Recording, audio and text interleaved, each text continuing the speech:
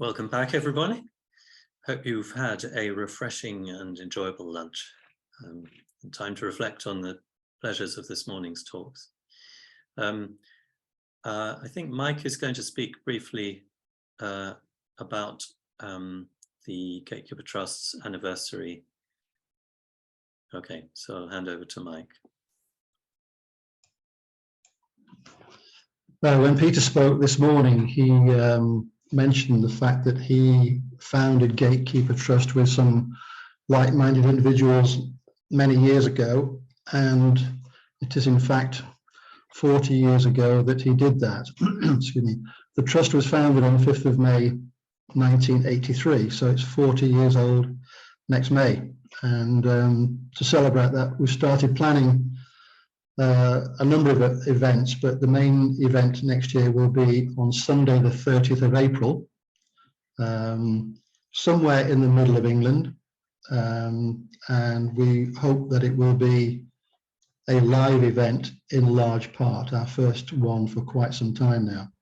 So all we can say at this point is please save the date, and we'll let you have further details in early next year, along with any other events that we're planning probably later in the year after this April the 30th date.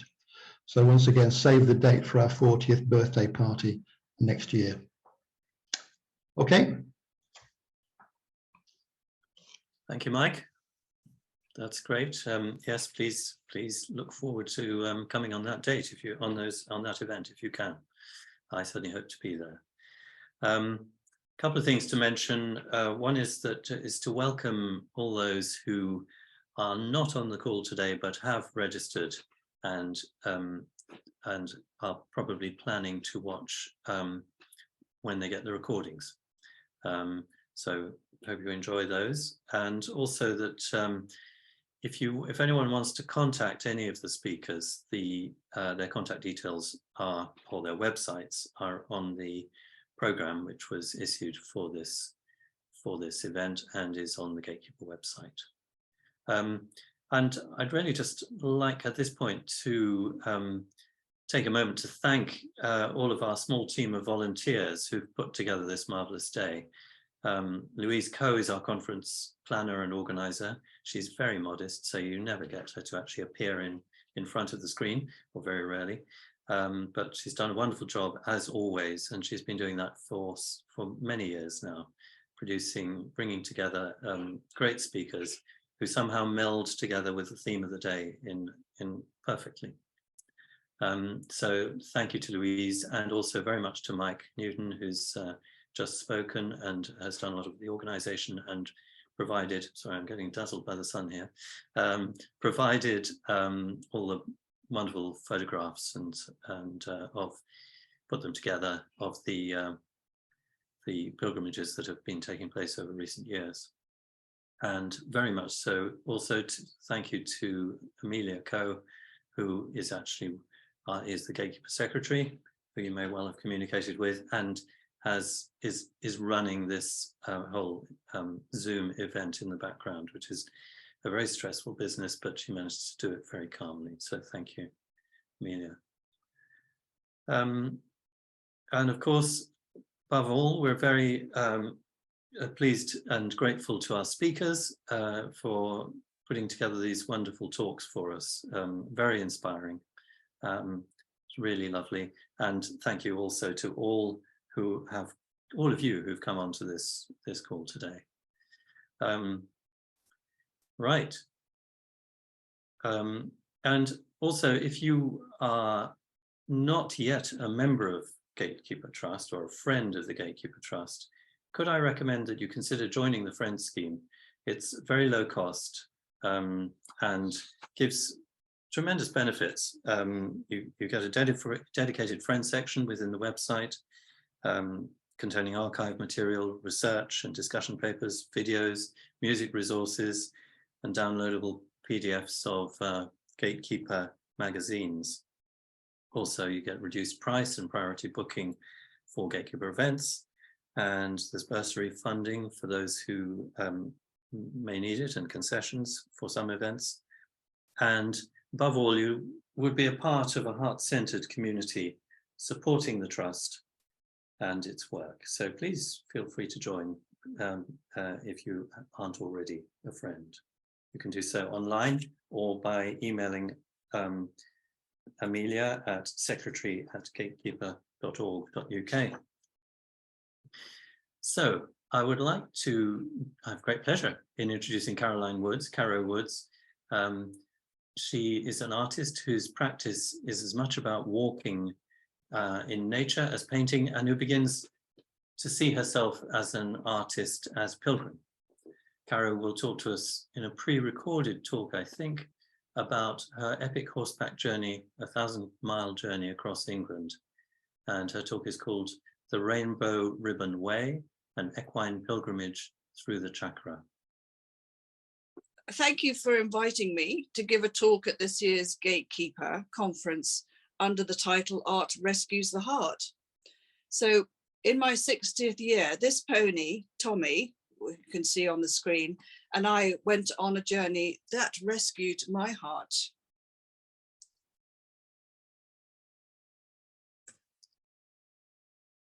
But we all have an evolutionary story to tell before we arrive at our present moment in time.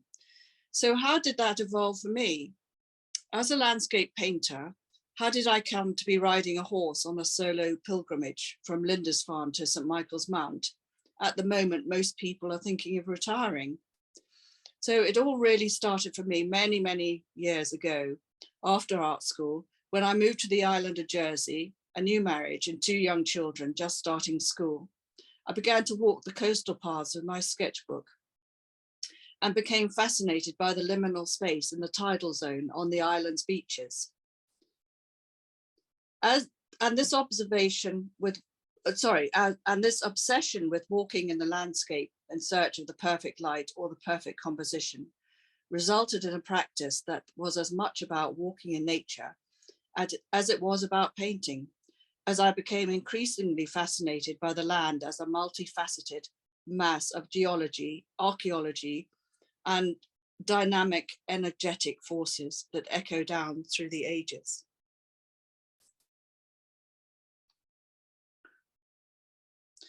I feel a natural gravitation towards those places that still show traces of where our ancestors would have lived, enclosed their animals and walked their paths and practiced their rituals at stone circles, menhirs, sacred groves, and ancient burial mounds.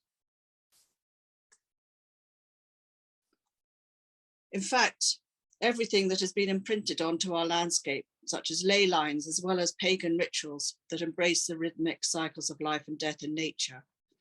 These ancient sites that still stand today are places of mystery and wonder. And for the record, this photo was taken in 1998 in front of one of my paintings of a Jersey dolmen. When I moved to Cornwall in 2000 to undertake my MA at Falmouth College of Art, I was able to wholeheartedly embrace these metaphysical concerns. The far west of Cornwall, where I lived, is a land still abundant in remains of ancient sites, where I could really explore these things. And this page is from a website I created at the time called Elemental Energies. Then one day, whilst I was out walking my dogs on the dunes near Lelant, I met a walker. He was a complete stranger who was obviously on a mission, judging by the load on his back. He told me he was walking the southwest coast path, and at this point, heading towards St. Ives. Then I had a moment of epiphany. As I was chatting to him, the word pilgrimage, writ large, came into my head. It was then that I knew that this was my mission from that moment onwards. By the way, I didn't tell him about this revelation, but I did ask if I could take this photo for posterity. The St. Michael's Way was the closest pilgrimage route to me at the time, so I set about exploring it. It turns out that it is officially recognized as part of the well-known Camino de Santiago, a network of pilgrim routes, which, as you know, all culminate in the town of Compostela in northern Spain, which I'm sure most of you know about anyway. But the first pilgrimage was a tricky one, as the path and way markers had completely fallen into disrepair, and I got lost several times. In fact, I attempted it several times because it was just really tricky to navigate. The route is only 12.5 miles from Lelant, where I'd met the stranger near St Ives, to St Michael's Mount near Penzance. But I discovered on that first adventure that the idea of pilgrimage and metaphor go hand in hand. The obstacles you encounter along the way, with a capital W, could hold powerful messages for life. By the way, it's much better now. I mean, it's been improved enormously and it's very navigable. So this particular exploration resulted in the creation of an artist book, which is exhibited at the time at the Newlyn Gallery. But St Michael's Mount itself, as you know, is a pilgrim destination for St Michael's Way and is located just offshore from the old town of Marazion in the far west of Cornwall. At the time, I lived on the hill which overlooked the bay, so it was a brooding sentinel that pervaded my everyday existence, walking the dogs on the beach, wherever I went. I somehow knew that it was going to play an important role in my journey. And with the help of Angela Shaw, who was studying at Falmouth College of Art at the time, we created a healing chakra walk together on the mount. It started at the beginning of the causeway by Chapel Rock that leads to the mount and culminates at the chapel at the top of the mount. Believe it or not, this photo is not, oh, sorry. There we go. This photo is not staged. I met the pair on a particular wet day in front of St Michael's Mount and asked if I could take a picture of their umbrella. So Chapel Rock is just behind them. And it rather fits in with the chakra walk. So, so shortly afterwards, I led a group of pilgrims on my first official chakra walking meditation on the Mount. Whilst we were standing in the chapel at the top of the Mount, I turned around and caught the light streaming through the windows in the southern wall and had another light bulb moment. You could say I saw the stained glass light.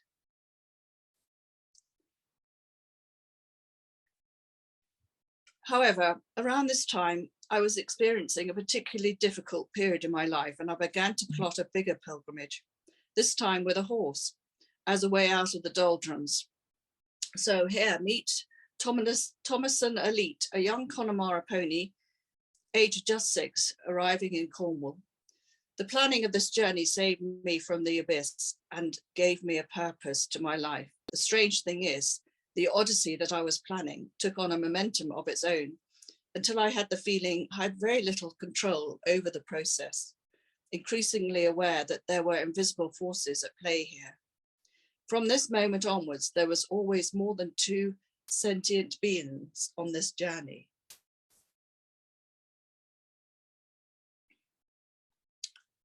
I'd not sat on a horse for 14 years, but we had just a few short winter months to get to know each other before we set off on our adventure together.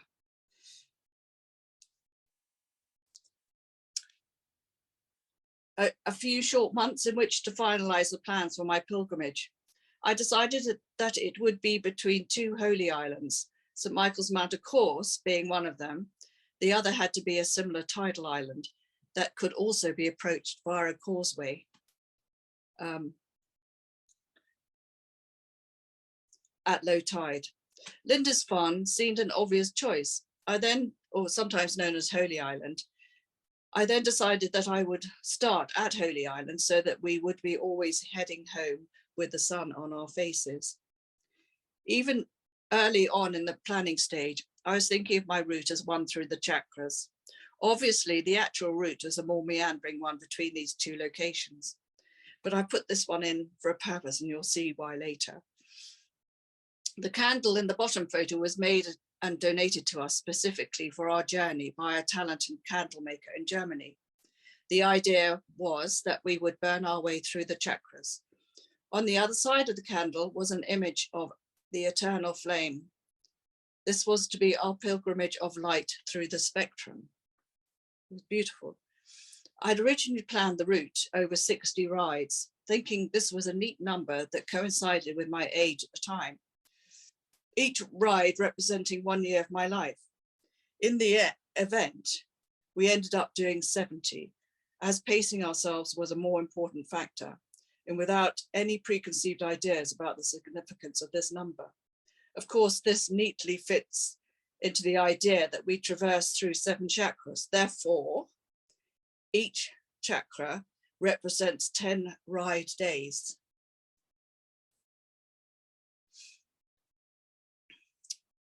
Thus, my pilgrimage came into being. Like most creative projects, it grows from just the seed of an idea into something tangible. In this case, a lived experience. The title came about quite by accident.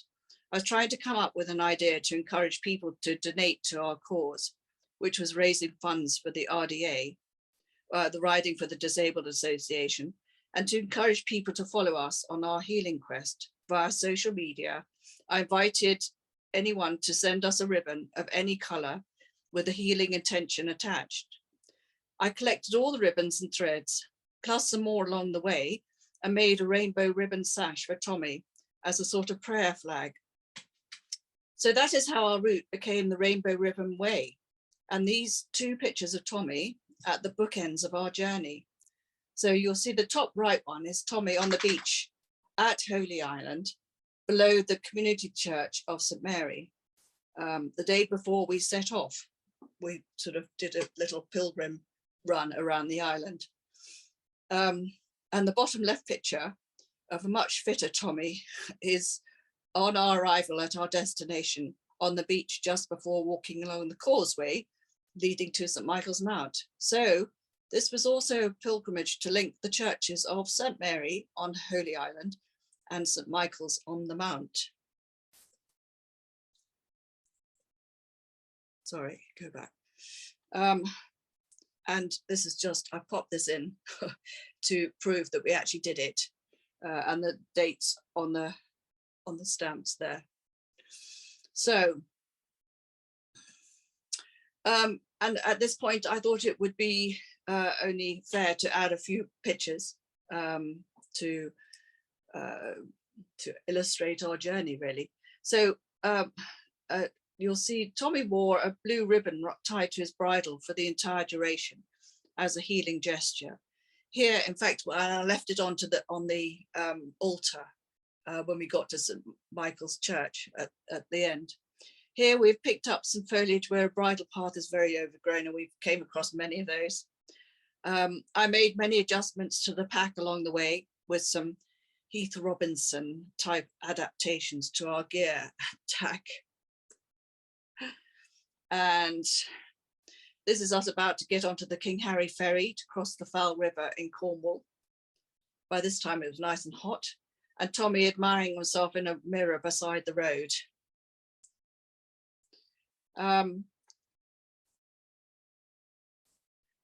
Tommy also made so many friends along the way. He seemed to have a particular affinity. Sorry, that's my clock. He seemed to have a particular affinity to people in wheelchairs. I believe there's much healing going on in these brief encounters. Finally, for our journey, after 1,000 miles on the road, where a cold northern spring had turned to a sweltering Cornish summer, this is our arrival on the mount. This is the moment before I head up to the church at the top of the mountain to deliver the St. Cuthbert's beads that the community of Holy Island had given us. It was a very special day, this one. So when I got home, I began to think about other liminal zones that I encountered and charted some of my observations. For instance, I catalogued all the watery places, rivers, lakes, bogs, etc. that we passed. So this is a word cloud from just one day. You see, avoiding deep water was a major consideration in our navigation. At one point, Tommy completely disappeared beneath me when we walked into a swollen river. but that's another story, and I could go on about this, but I won't. I've just, I thought that would be, I'd put that in there anyway. So then I began to explore maps as deep windows into the maker's mind, behaviors, and areas of experience and interest. It was not difficult to believe that this was a pilgrimage to the power of 7. So when I came to write my book, as yet unpublished, I'm afraid, there are 7 chapters, each describing 10 rides. So therefore each chapter is allocated to a chakra. And of course, each chapter highlights the specific qualities of that chakra. And so you'll see in this illustration, I've allotted a color for each daily ride, which highlights what we discovered on that particular day. You'll notice that this detailed section highlights the assortment of greens as we navigate our way through the heart chakra colors.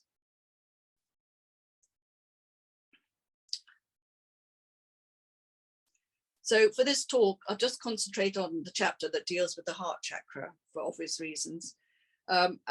Just to show you, this is the shirt I wore for most of the journey, which was actually pretty faded by the time we got home.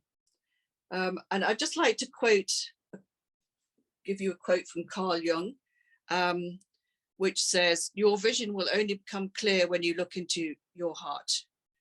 Who looks outside dreams, who looks inside awakens." I'm sure a lot of you know that anyway.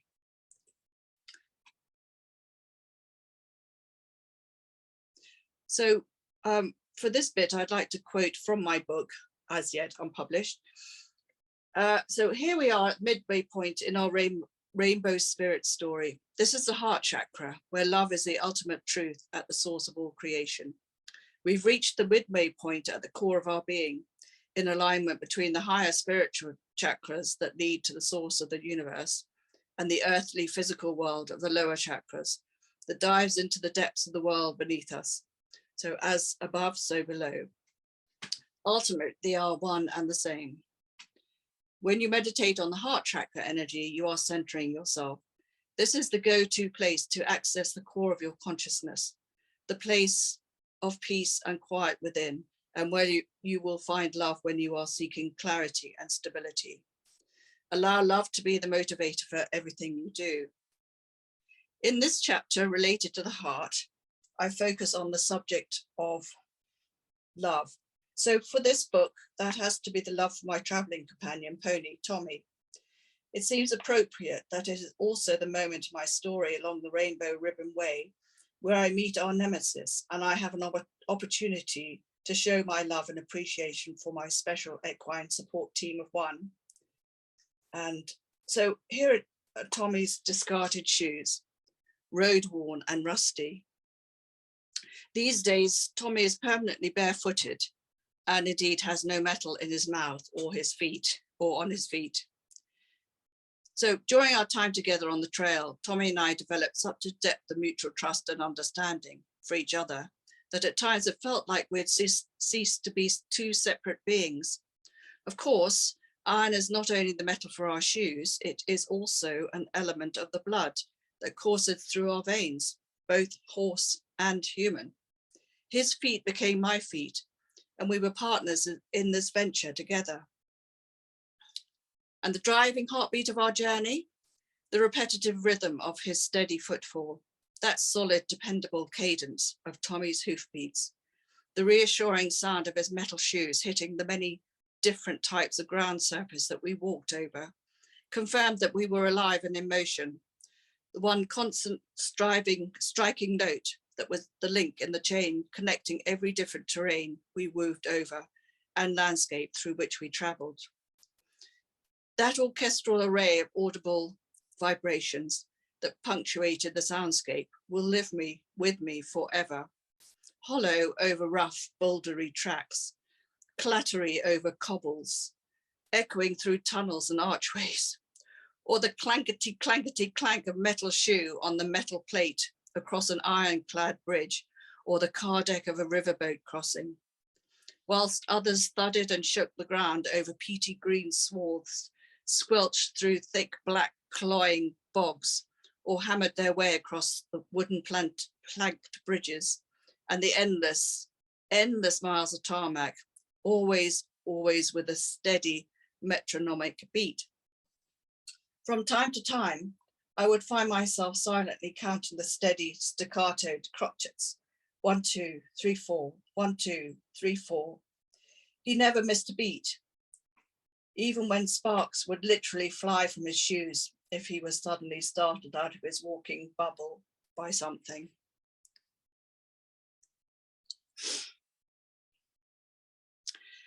When we had settled back home in Cornwall, I was invited by the curator of this exhibition, Janet McEwen, to bring Tommy to the opening of this show about pilgrimage at Tremonier Sculpture Gardens in Cornwall, which happens to overlook the Mount. I also exhibited my coloured sash, there's a photo of it in the catalogue there, and had a video of our causeway crossing in the show itself, in which Janet had kindly taken the footage for me, which I edited. You can see the video on my website. And I used this opportunity to introduce my next project, the White Horses Ride, which was to visit all the chalk White Horse Hill cut figures in Wiltshire and Uffington on my white horse, a vision quest for peace, which we did the following year, but that's another story. So I've got just a few more slides to wrap up. So briefly, what did I learn? Apart from the stats, we actually walked through all these maps, by the way, all of them. I can imagine I had to keep a constant check on them. Basically, I learned to stop questioning and trust, particularly when I meet my nemesis halfway through. I learned to trust in the native spirit of my canny little Irish horse, to trust in my own intuition and trust in the power of the universe. Powerful thing indeed. And immense gratitude for all the souls we met along the way. Traveling solo without any backup plan, it was our hosts who were the unwittingly, though ministering angels sent to aid us in my quest. I had to rely largely on the goodness of these strangers to help us find shelter and food along the way. I was at times overwhelmed by the kindness and generosity of these angelic beings, who not only embraced what we were doing, but also took us into their homes, their own place of sanctuary, and shared a brief but intense moment of their lives with me and Tommy. Without them, we simply could not have achieved what we did. And if any of you happen to be watching this presentation, once again, a massive heartfelt thank you. And speaking now from a position of some experience with a long distance equestrian rider, the journey is not simply about travel. Taking charge of a horse to undertake a journey with, the horse is not simply a mode of transportation either. It is a way of life. You've been granted privileged access to enter the kingdom of the horse and accepted into their parallel universe. Time spent in the company of horse is the key to understanding their gentle playfulness, their generosity of spirit and tolerance. It is also a way of connecting to the earth, to nature and wildlife, and with people from many walks of life, as well as a whole network of interconnected aspects that can be literally life-changing. This happens for both horse and rider and redefines the whole human-horse relationship. It also forces us as humans to live more in the moment and appreciate our surroundings at a walking pace, more akin to how our hunter-gatherer ancestors would have traveled. As we glide silently through the landscape, we become part of that picture, whether seen or not seen, leaving just our footprints behind as proof that we were there. For the horse, it is also a more natural way of being, to constantly move through the landscape from one place to the next, rather than staying in a fixed location for long periods of time.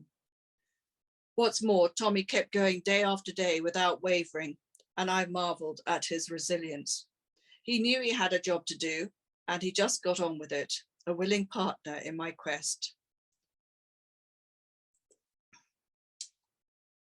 So my time is probably up, but There's just one final footnote to my story, which I'd like to tell you because it's kind of appropriate. You see, the pilgrimage was filled with strange coincidences and moments of revelation, too many to mention. My search for the miraculous metaphor and magic that now has become a defining theme for my own life. But here's a final twist to my story.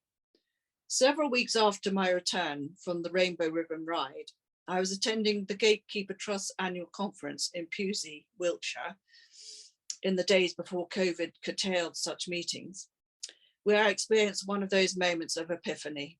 Perhaps it was the effect of so much cosmic energy in the air, but whatever it was, a thought popped into my mind, seemingly out of nowhere in the form of a question. It happened while I was chatting to a couple of friends who were asking me about my recent long ride.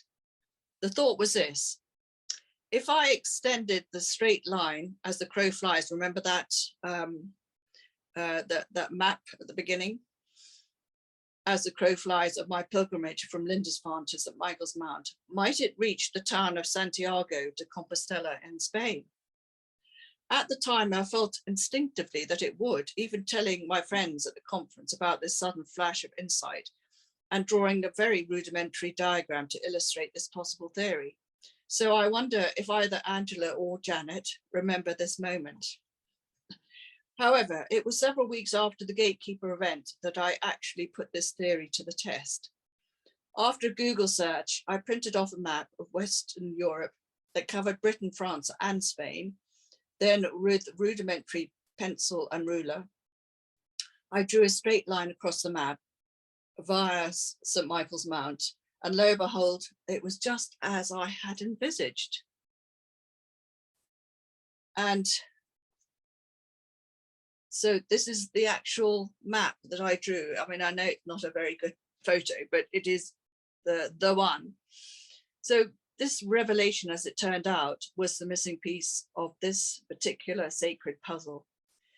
The enormity of it, both surprising and not surprising at the same time, not only acknowledged that my pilgrimage had been divinely inspired and validated, if proof be needed, but that had also been blessed by another reality.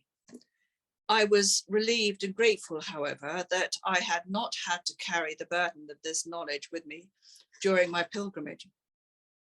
I might have found the associated expectation somewhat inhibiting, even hampering our progress or influencing my decision-making in some way.